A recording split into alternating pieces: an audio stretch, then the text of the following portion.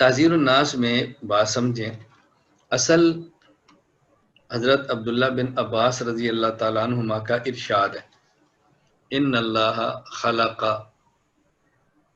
اللہ تعالیٰ نے پیدا فرمایا ہے، سبع سماوات و من الارض مثلہم، 7 آسمان اور 7 زمینیں۔ میں پہلے ایک بار تو بات کر چکا ہوں، مثلہن، یہ جو مثلن ہے یہ مثلن فی الکیف نہیں ہے، مثلن فی الکم ہے۔ 7 آسمان بنائے اور ان جیسی 7 زمینیں۔ اب زمینیں تو آسمانوں جیسی نہیں ہے نا، تو کیفیت تو ہو نہیں سکتی نا، اس سے مراد کمیت ہے، 7 آسمان اور 7 زمینیں۔ آگے فرماتے ہیں جو 7 زمینیں ہیں سب وہ ارضین، 7 زمینیں ہیں، وفی کل ارض نبی کا نبی، ہر زمین میں ایک نبی ہے تمہارے نبی کی طرح، آدم کا آدم، ابراہیم کا ابراہیم، موسیٰ کا موسیٰ، عیسیٰ کا محمد کا محمد، ہر زمین میں ایک محمد ہے تمہارے محمد کی طرح صلی اللہ علیہ وسلم۔ اب اس پر بنیادی سوال کیا ہے کہ جب ہر زمین پر ایک محمد موجود ہے تو خاتم الانبیاء کون سے محمد ہیں؟ یہ لکھنے کی ضرورت نہیں ہے، بس آپ سنو اور سمجھو، باقی میں نے کہا وہ مولانا آپ کو لکھ کر بھی دے دیں گے، 1.5-2 گھنٹے کا سنا بھی دیں گے، آپ سمجھ لو ذرا۔ ہر زمین میں 7 ایک محمد ہے، تو خاتم الانبیاء کون سے محمد ہے؟ اب اس سوال سے بچنے کے لیے بہت سے لوگوں نے اس کا انکار کر دیا کہ ہم اس کو مانتے ہی نہیں، یہ کون سا حدیث ہے، بس انکار کر دیا۔ نورتوی رحمہ اللہ فرماتے تھے کہ اس کا معنی ایسا بیان کرو کہ اعتراض کی ضرورت نہ رہے، انکار نہ کرو، معنی ایسا بیان کرو کہ اعتراض ختم ہو جائے، بس یہ حضرت کا موقف تھا۔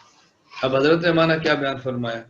حضرت نے فرمایا کہ اگر اس حدیث کو ابن عباس کے اثر کو مان لیا جائے تو رسول اللہ علیہ وسلم کی عظمت زیادہ نکلتی ہے، نہ مانا جائے تو عظمت کم نکلتی ہے۔ کیا نورتوی کے علوم تھے، آپ دیکھیں ذرا۔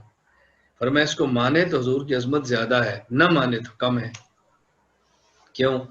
فرمایا اس میں اب بات سمجھو، اگر دیکھو ایک ملک ہے اور ایک ملک کا ایک بادشاہ ہے، وہ بھی بادشاہ ہے، اور اگر 7 ملک ہوں اور ہر ملک کا ایک بادشاہ ہو اور ایک 7 کا بادشاہ ہو، تو بتاؤ عظمت کس میں ہے؟ 6 ملک اور ان کے بادشاہ مان کر اس کو 7 کا بادشاہ ماننے میں، یا 6 ممالک کا انکار کر کے صرف ایک ملک کا بادشاہ ماننے میں، عظمت کس میں ہے؟ تو حضرت نے فرمایا کہ دیکھو اگر ہم ان کو مان لیتے ہیں اور حضور کو ہم تمام زمینوں کا خاتم الانبیاء مان لیں تو حضور کی عظمت زیادہ ہے، اور اگر باقی 6 زمینیں اور 6 زمینوں کے 6 محمد نہ مانے اور صرف ایک ہی محمد مانے تو حضور کی عظمت کم ہے۔ عظمت تو زیادہ نظر تب آئے گی جب ہر زمین کا محمد مان کر آپ کو خاتم الانبیاء اس محمد کو مانے۔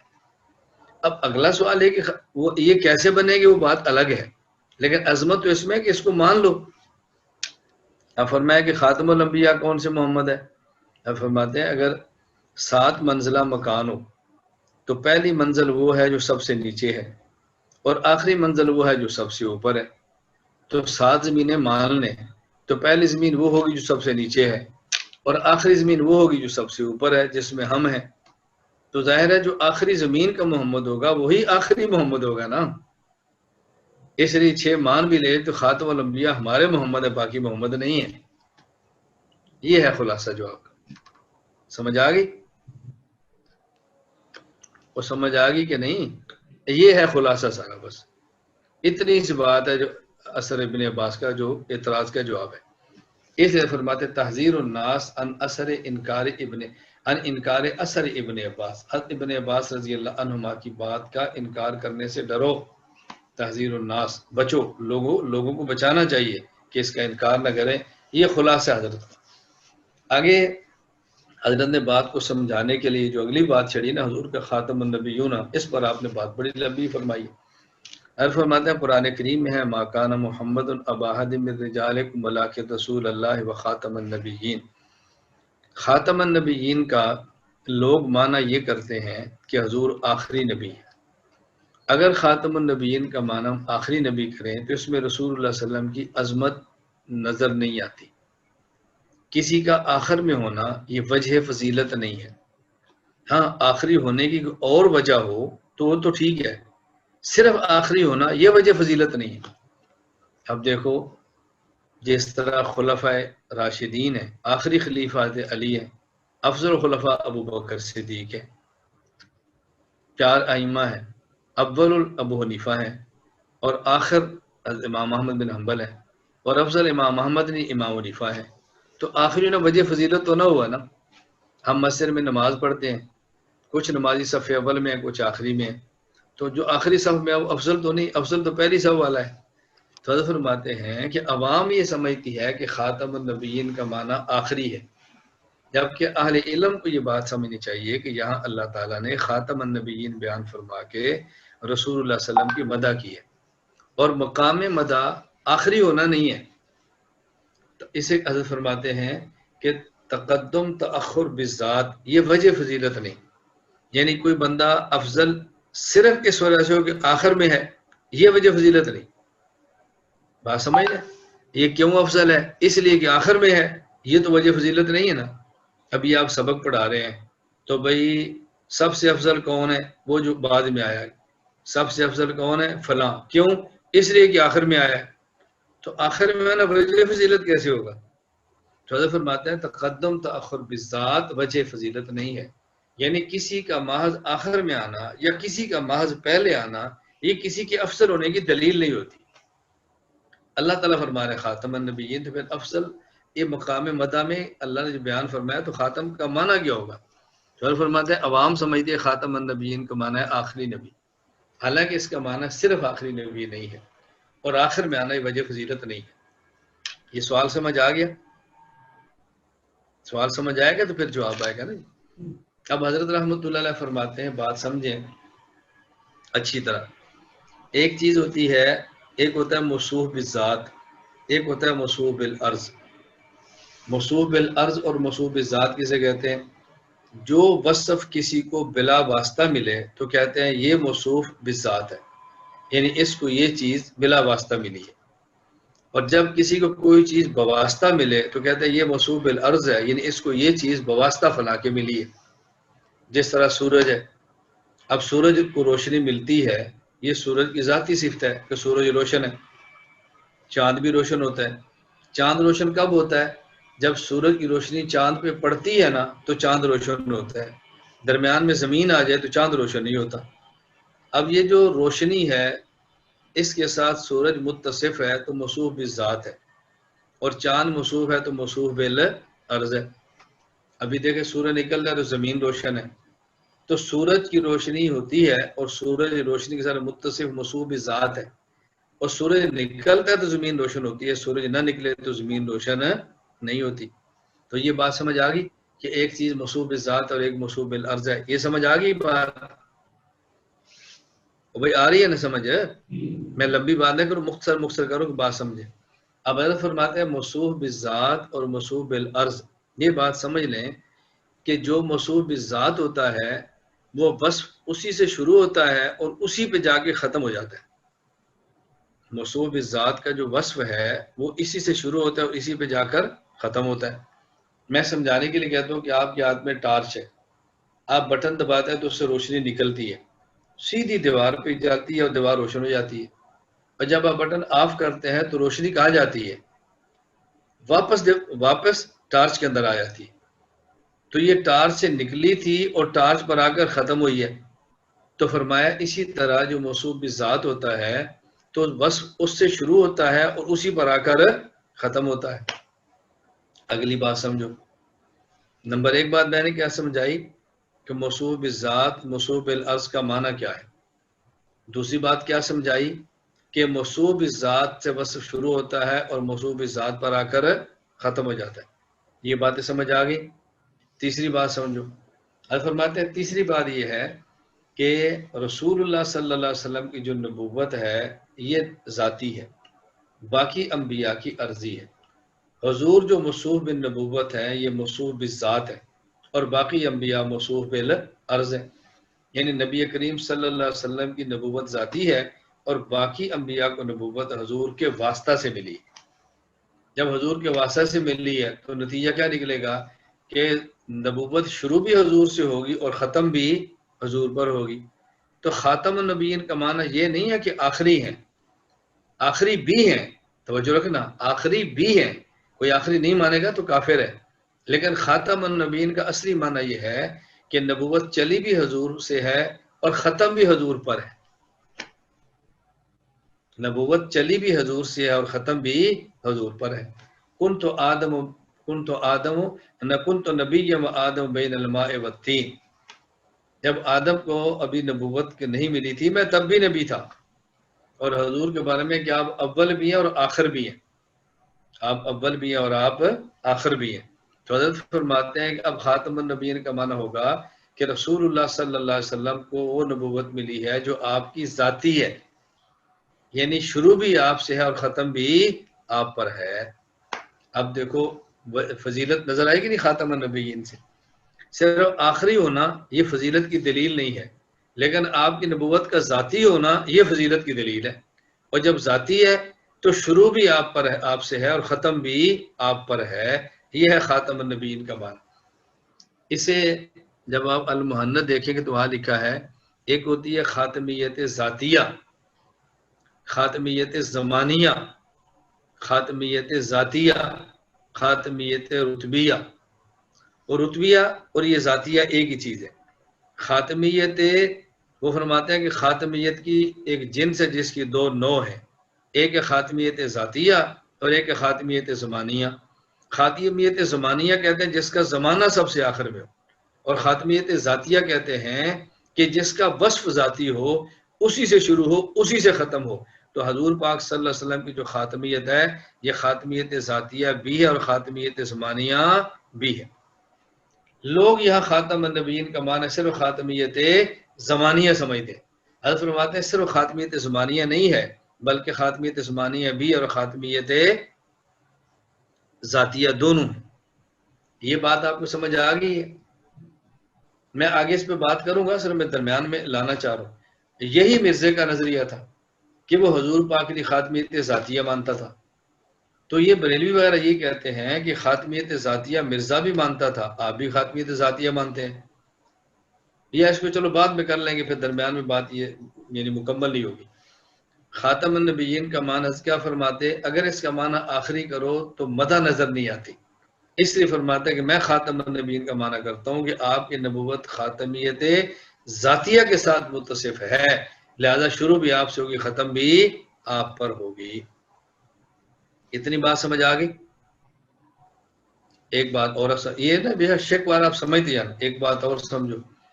اب حضرت فرماتے ہیں دیکھو، ایک ہوتا ہے قرآن کریم میں یہ تو ہے النبی اولا بالمؤمنین من انفسہم وازواج امہاتہم کہ نبی کی بیویاں یہ تمہاری مائیں ہیں، لیکن قرآن میں یہ کہیں نہیں ہے کہ نبی خود تمہارے باپ ہے.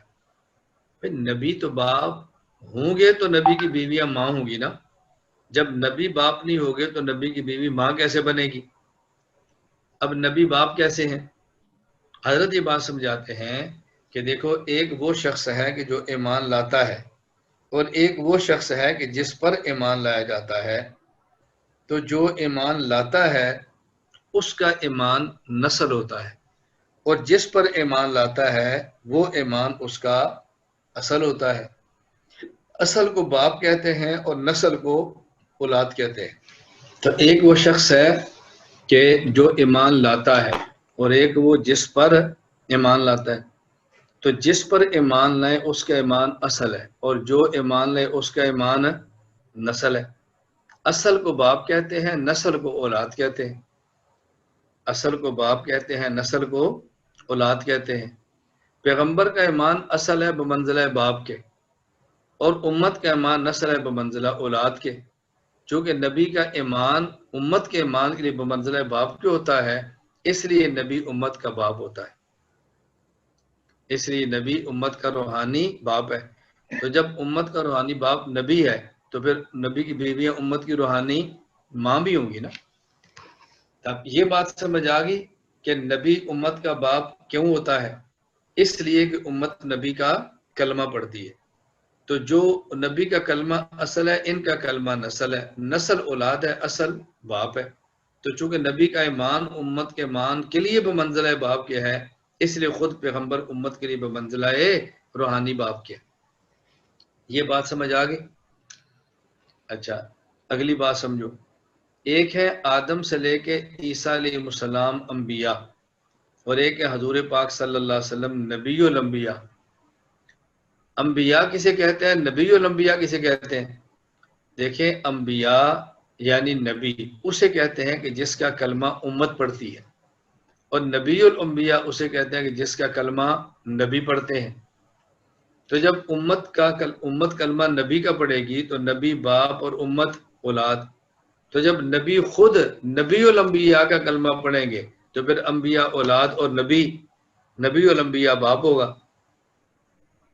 اور حضور کا کلمہ باقی نبیوں نے پڑھا، یہ قرآن سے ثابت ہے۔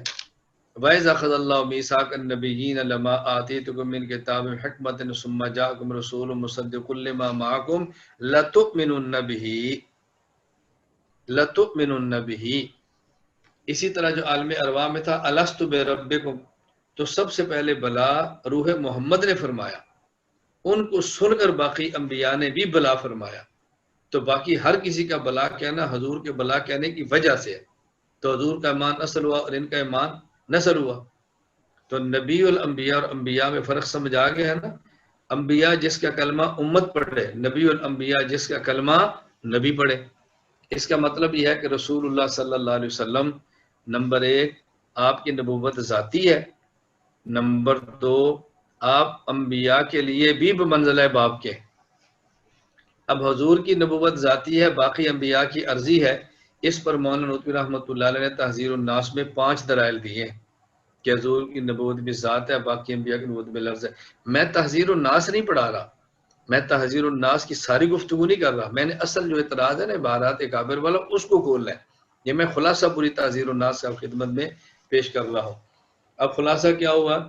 حضور پاک کی نبوت بالذات ہے، باقی انبیاء کی نبوت بالعرض ہے۔ حضور پاک بمنزلہ باپ پہ ہیں اور باقی انبیاء بمنزلہ اولاد کے ہیں۔ اچھا، نبوت بالذات کا معنی نبوت شروع بھی آپ سے اور ختم بھی آپ کے اوپر ہے۔ خاتمیت ذاتیہ ہے، خاتم النبیین سے مراد، یہ آگے خاتمیت زمانیہ بھی ہے، اور وہ بطور دلالت التزامی کیا ہے، وہ آگے میں بات کروں گا کیسے۔ اب ذرا آیت کو سمجھیں اور آپ لطف لیں، نوتوی کے علوم دیکھیں۔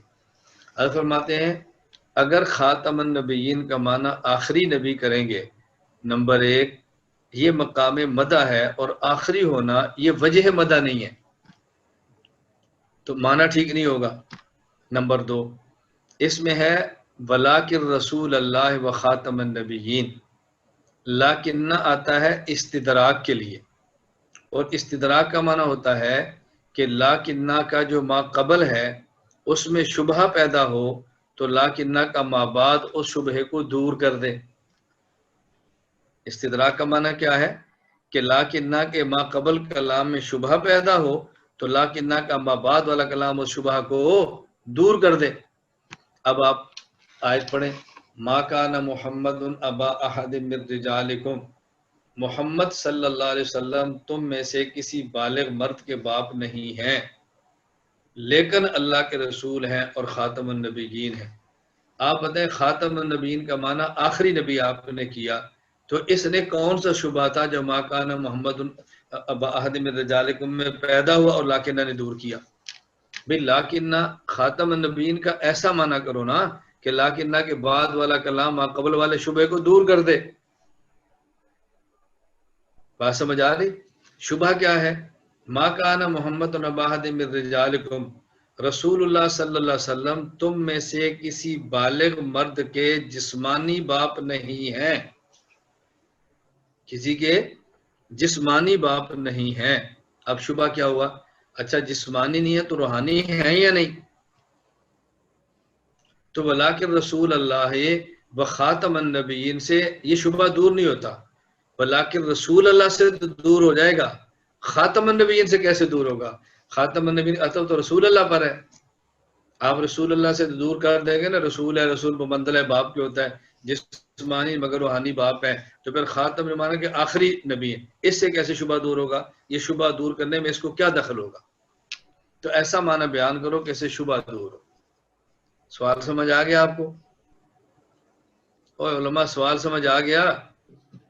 سوال نہ سمجھ آئے گا تو جواب کیا سمجھیں گے؟ پہلے سوال سمجھانا ہے تمہیں، پھر جواب سمجھانا ہے۔ اب حضرت فرماتے ہیں بات سمجھیں، حضرت کے کلام کے بعد بندے کو لطف کتنا آتا ہے، سبحان اللہ. ما کان محمد ابا احد من رجالکم، حضرت محمد صلی اللہ علیہ وسلم تم میں سے کسی بالغ مرد کے باپ نہیں. شبہ، جسمانی باپ تو نہیں، کیا روحانی باپ بھی ہیں یا نہیں؟ فرمایا ولکن رسول اللہ، ہاں روحانی باپ ہیں. کیوں؟ بات میں بتا چکا ہوں، اس لیے کہ رسول ہیں. رسول کا ایمان اصل ہوتا ہے، امت کا ایمان نسل ہوتا ہے. تو نبی کا ایمان بمنزلہ باپ کے، امت کا ایمان بمنزلہ اولاد کے، تو روحانی باپ ہیں.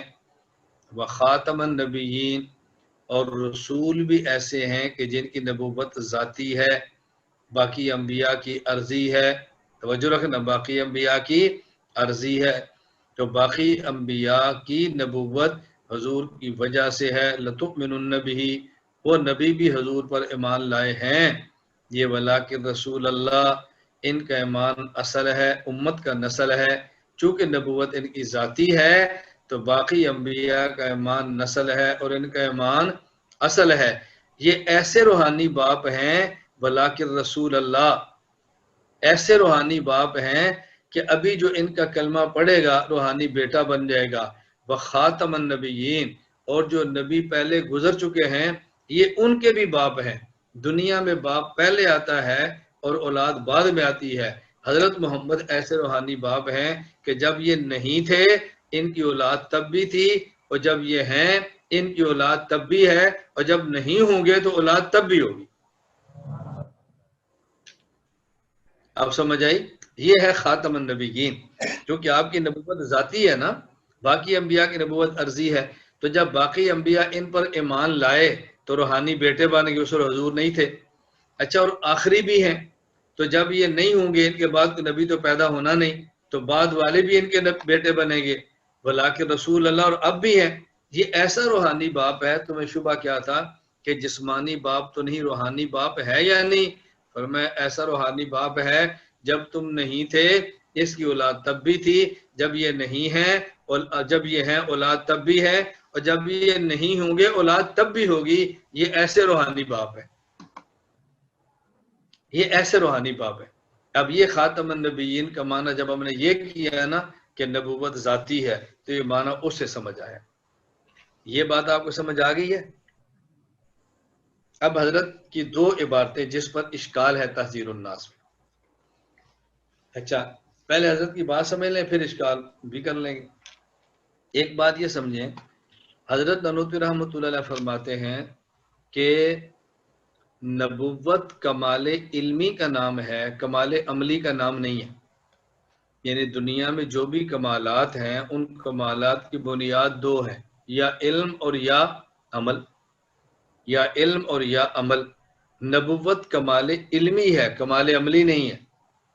اس میں دلیل کیا ہے؟ دیکھیں، کسی شخص کا کمال وہ ہوتا ہے جو اس میں ہو اور دوسرے میں نہ ہو، یا دوسرے میں ہو لیکن کم ہو. میرا شاگرد کو کہتا ہے کہ ہمارے استاد جی کا کمال یہ ہے کہ سفید پگڑی باندھتے ہیں. دوسرے استاد کا شاگرد کہتا ہے وہ تو ہمارے استاد جی بھی باندھتے ہیں، تو میرا کمال کیا ہوا؟ ہمارے استاد جی کا کمال یہ ہے 4 گھنٹے سبق پڑھاتے ہیں. دوسرا لڑکا کہتا ہے ہمارے استاد جی 5 گھنٹے پڑھاتے ہیں، تو میرا کمال کیا ہوا؟ میرا کمال تو وہ ہوگا نا جو میرے اندر ہو اور دوسرے کے اندر نہ ہو. میرا تو وہ کمال ہوگا نا.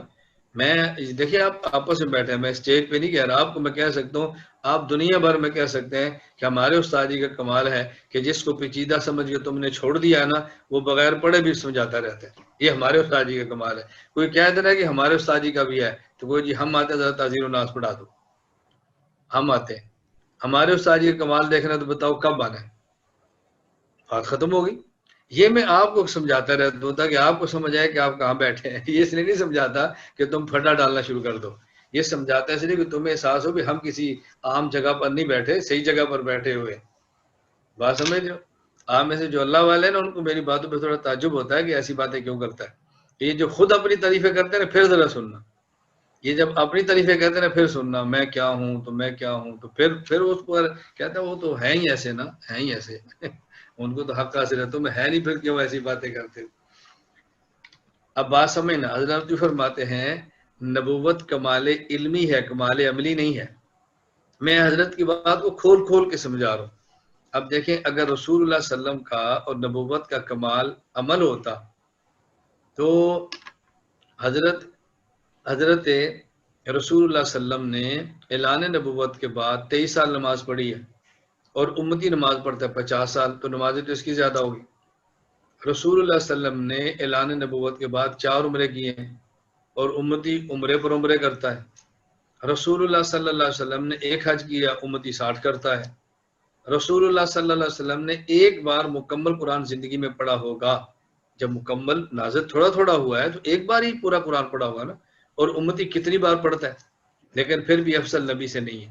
معلوم ہوا کہ نبی کا جو کمال ہے وہ عمل نہیں ہے، نبی کا کمال وہ علم ہے۔ چونکہ نبی کا کمال علم ہے، اس لیے جو نبیوں کے آپس میں فضیلت کی ترتیب ہے نا، تلک رسول فضلنا بعضهم علی بعض، ایک نبی جو دوسرے نبی سے افضل ہوگا، اس کی وجہ اس نبی کا عمل نہیں ہوگا، اس کی وجہ اس نبی کا علم ہوگا۔ اگر عمل کی بنیاد پہ افضل ہوتے تو نوح علیہ السلام رسول اللہ صلی اللہ علیہ وسلم سے افضل ہوتے، کیونکہ ان کی دعوت 950 سال کی ہے۔ فَلَبِثَ فِيهِمْ أَلْفَ سَنَةٍ إِلَّا 50 عَامًا، حضور کی دعوت 23 سال کی ہے، تو نوح علیہ السلام افضل ہوتے نا، افضل حضور پاک ہے۔ کیوں؟ اس لیے کہ نبوت کا کمال وہ علم ہے، تو جس نبی میں جتنا علم ہوگا وہ نبی اتنا ہی دوسروں سے افضل ہوگا۔ چونکہ حضور اکرم صلی اللہ علیہ وسلم پاک جو علم ہے وہ تمام انبیاء سے زیادہ ہے، اس لیے حضور پاک تمام انبیاء سے افضل بھی ہیں، تمام انبیاء سے افضل بھی ہیں۔ تو نبوت کا جو کمال ہے وہ علم ہے یا عمل ہے؟ علم، اور یہی افضلیت کی وجہ ہے اللہ کے نبی سب سے افضل ہیں۔ اچھا، اب اگلی بات سمجھیں کہ نبوت کا کمال تو علم ہے، عمل نہیں ہے، لیکن ہمارا عقیدہ یہ ہے کہ امتی اعمال میں جتنا بھی آگے نکل جائے بظاہر نکلتا ہے، حقیقت میں یعنی اجر اور ثواب پانے میں نبی سے آگے نہیں نکل سکتا۔ توجہ رکھنا، یہ بات سمجھنا، آگے نہیں نکل سکتا۔ یعنی ہمارا عقیدہ یہ ہے کہ پیغمبر کا ایک سجدہ امت کے اربوں سجدوں سے افضل ہے۔ دیکھنے میں ایک سجدہ ہے، امت کے ارب سجدے ہیں، تو بظاہر امتی سجدوں میں حضور سے آگے نکل گیا بظاہر، لیکن جب اس کو قیامت کے دن اجر ملے گا تو پیغمبر کا ایک سجدہ بھی اربوں سجدوں سے زیادہ اجر والا ہوگا۔ اس کی وجہ کیا ہے؟ قیامت کے دن اعمال کو گنا نہیں جائے گا، قیامت کے دن اعمال کو تولا جائے گا۔ فَأَمَّا مَنْ ثَقُلَتْ مَوَازِينُهُ، تولا جائے گا۔ کیا ہے؟ الذی خلق الموت والحیات لیبلوکم ایکم احسن عملا، اکثر عملا نہیں، احسن عملا۔ قیامت کے دن اعمال کو تولا جائے گا، اعمال کو گنا نہیں جائے گا۔ فلا نقیم لهم یوم القیامت وزنا والوزن یومئذ الحق، میزان۔ تو قیامت کے دن اعمال کو گنا نہیں جائے گا بلکہ اعمال کو تولا جائے گا۔ اب جو اعمال تلیں گے اور اعمال میں وزن آئے گا تو اس کی بنیاد کمیت نہیں ہوگی، اس کی بنیاد کیفیت ہوگی۔ یعنی ایک بندے نے 2 رکعت پڑھی ہیں اور ایک بندے نے 100 پڑھی ہے، لیکن 100 رکعت ایسی ہیں جس میں خشوع نہیں ہے اور 2 ایسی جو خشوع کے ساتھ ہے، تو زیادہ اجر 2 پر ملے گا جو خشوع والی ہیں بجائے ان 200 پر جن میں خشوع نہیں ہے۔ تو قیامت کے دن اعمال کو تولا جائے گا، گنا نہیں جائے گا، اور اعمال کا جو وزن ہوگا اس کی بنیاد کیفیت ہوگی، کمیت نہیں ہوگی۔ کیفیت سے مراد خلوص، عاجزی، خشوع، تذلل، تواضع، انکساری، یہ بنیاد ہے۔ اچھا، کسی بھی عمل میں جو خشوع اور تواضع آتا ہے، کسی بھی عمل میں جو خشوع اور تواضع ہے اس کی بنیاد عظمت ہے۔ جب تک کسی کی عظمت دل میں نہ ہو بندہ عاجزی نہیں کرتا، اور جتنی عظمت ہو اتنی ہی عاجزی کرتا ہے۔ آپ دیکھیں مرکز میں کوئی بڑے بزرگ آ جائیں، طلبہ ان سے مصافحہ کریں تو طالب علم بڑے تخصص کے، اس کے بعد کتب کے، یہ جب مصافحہ کریں گے نا بڑے ادب کے ساتھ کریں گے، بعض ہاتھوں کو چوم بھی لیں گے، بعض چومنے کے بعد جسم پر بھی مل لیں گے، یہ مولوی میں نے بیماری دیکھی ہے، یہ بڑوں کا ہاتھ چومنے کے لیے تیار نہیں ہوتے، یہ اس کو اپنی توہین سمجھ رہے ہوتے ہیں۔ حالانکہ ہاتھ چومنا یہ سنت سے ثابت ہے، کوئی ناجائز نہیں ہے، لیکن یہ نہیں چومتے، یہ بھتکیں گے، اور نہ اس کی وجہ یا تو مسئلہ معلوم نہیں ہوتا یا خود بیچارے عجب اور خود پسندی کے شکار ہوتے ہیں۔ اب یہ جو بڑے طلبہ ہیں یہ ادب سے ملیں گے، عظمت سے ملیں گے، درجہ کتب کو بھی چھوڑ دو، چھوٹے کتب پھر بھی وہ جو حفظ کے لڑکے اور حفظ کے نیچے جو قاعدے کے ہوتے ہیں وہ کیا کرتے ہیں، سلام لیتے ہیں اور دیکھتے ایسے ہیں، سلام بزرگوں سے لے رہے ہوتے ہیں اور دیکھ ایسے رہے ہوتے ہیں۔ یہ منظر آپ نے دیکھا ہے، ہو سکتا ہے آپ کے ساتھ ایسے ہوا بھی ہو، آپ خود بھی ایسے لیتے ہوں، بچپن ہوتا ہے نا، بچپن میں بندہ ایسے ہی کرتا ہے۔ اب یہ جو ان سے سلام کر رہے ہیں، دیکھ ادھر رہے ہیں، یہ عظمت کے ساتھ مسافہ کیوں، یہ یعنی مسافہ تواضع کے ساتھ کیوں نہیں کر رہے؟ اس لیے کہ ان کے دل میں عظمت نہیں ہے، اور عظمت کیوں نہیں ہے؟ معرفت نہیں ہے، پتہ ہی نہیں بندہ کون ہے۔ ابھی آپ دیکھیں، آپ نکلے ہیں، کوئی شخص آئے ہیں ٹوٹیوں پر وضو کے لیے کھڑے ہیں تو ہاتھ صاف کرنا چاہتے ہیں، وہ بڑی عمر کے ہیں، طلبہ پاس سے گزر رہے ہیں، کوئی بھی نہیں کہتا میرا تولیہ لے لو، اور اگر یہ پتہ چل جائے کہ فلاں مدرسے کے استاد الحدیث ہیں تو 20 طلبہ لے کر تولیہ پہنچے گے، جی استاد جی ہاتھ صاف کر لیں۔ یہ جو عظمت آئی ہے کیوں؟ معرفت کی وجہ سے آئی ہے نا، کہ پہچاننے ہیں بندہ کون ہے، اور معرفت کی بنیاد معلومات ہوتی ہیں، جب اس کے بارے میں علم آتا ہے تو پھر پہچان ہوتی ہے۔ اب بات توجہ سمجھنا، عمل میں قیامت کے دن اعمال تولے جائیں گے، وزن کی بنیاد اخلاص، تواضع، عاجزی، تواضع عاجزی کی بنیاد عظمت، عظمت کی بنیاد معرفت، اور معرفت کی بنیاد علم۔ توجہ رکھنا، رسول اللہ صلی اللہ علیہ وسلم کا ایک سجدہ امت کے اربوں سجدوں سے قیامت کے دن افضل ہوگا، وزن میں آگے ہوگا۔ وجہ اس لیے کہ تنہا آپ کا جو اخلاص ہے اربوں امتیوں کے اخلاص کو جمع کر لیا جائے تو وہ زیادہ ہے۔ اس کی وجہ رسول اللہ صلی اللہ علیہ وسلم کے دل میں جو عظمت ہے، اربوں امتیوں کے دل میں جو عظمت ہے، مقابلہ کرے تو حضور کے دل میں عظمت زیادہ ہے۔ وجہ تنہا اللہ کے نبی کو جو خدا کی معرفت حاصل ہے، وہ اربوں امتیوں کی جو معرفت حاصل ہے ملا لیں تو حضور کی جو معرفت حاصل ہے وہ زیادہ۔ اس کی وجہ اللہ کی ذات اور صفات کا علم جو تنہا رسول اللہ صلی اللہ علیہ وسلم کو ہے، تنہا رسول اللہ صلی اللہ علیہ وسلم کو ہے، یہ پوری امت کے اربوں افراد کو جو علم ہے حضور کا علم اس سے زیادہ ہے۔ تو چونکہ حضور کا علم زیادہ ہے، اللہ کی ذات اور صفات کا نتیجہ معرفت زیادہ ہے، معرفت زیادہ ہے تو نتیجہ دل میں عظمت زیادہ ہے، جب دل میں عظمت زیادہ ہے تو نتیجہ اخلاص اور تواضع زیادہ ہے، پھر نتیجہ جس اخلاص سے آپ نے ایک سجدہ ادا کیا، امت کے اربوں سجدے بھی اس اخلاص سے ادا نہیں ہو رہے، اس لیے بظاہر اربوں سجدے زیادہ ہیں لیکن حقیقت میں ایک سجدہ ان سب سے افضل ہے۔ اب حضرت نوتبی والا اعتراض کیا ہوتا ہے؟ اب آپ جواب بڑے آرام سے سمجھ آئے گا۔ حضرت فرماتے ہیں کہ نبوت کا کمال کمال علمی ہے، کمال عملی نہیں، یہی وجہ ہے کہ بظاہر امتی اعمال میں نبی سے بڑھ جاتا ہے۔ اب بتائیں جو نے بات فرمائی ہے، اے حضور کی عظمت بیان ہوئی ہے، تنقیص ہو رہی ہے؟ بات سمجھ آئی؟ یہ رسول اللہ علیہ وسلم کی عظمت بیان ہو رہی ہے، تنقیص کہاں سے ہو رہی ہے؟ حضرت فرمایا تو حضور کی عظمت ہے کہ بظاہر امتی اعمال میں آگے بھی ہو، لیکن جو وزن حضور کے عمل کا وہ امتی کا نہیں ہو سکتا۔ اس عبارت کا جواب سمجھ آ گیا؟ یہ تو کوئی مشکل نہیں رہا نا، عبارت صرف اتنی تھی کہ امتی بظاہر اعمال میں نبی سے آگے بڑھ جاتا ہے، بس اس پر وہ اعتراض کرتے ہیں۔ ہم نے کہا پوری بات سمجھے تو پھر سمجھ آیا کہ حضرت کتنی عظمت کی بات فرمائی ہے۔